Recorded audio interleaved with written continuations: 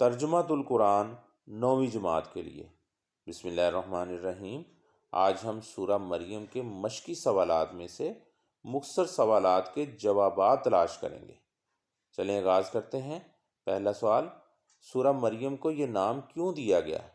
چونکہ اس صورت میں حضرت مریم علیہ السلام کا تذکرہ تفصیل سے ہے، اس لیے اس صورت کو سورہ مریم کا نام دیا گیا ہے۔ نمبر 2، سورہ مریم کا خلاصہ لکھیں۔ سورہ مریم کا خلاصہ توحید، رسالت اور آخرت کا بیان ہے۔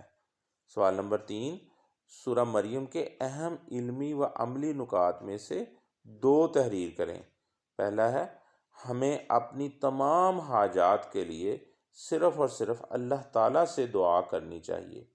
نمبر 2، ہمیں اپنے والدین سے نیک سلوک کرنا چاہیے۔ سوال نمبر 4، ہجرت حبشہ کا سبب کیا تھا؟ ہجرت حبشہ کا سبب مسلمانوں پر مشرکین مکہ کے مظالم کا حد سے بڑھ جانا تھا۔ نمبر 5، نجاشی کون تھا؟ نجاشی حبشہ کا ایک عیسائی حکمران تھا، اس کا نام اصحمہ تھا، اس نے اسلام قبول کر لیا تھا۔ وَبَرَّمَ بِوَالِدَاتِی کا ترجمہ لکھیں۔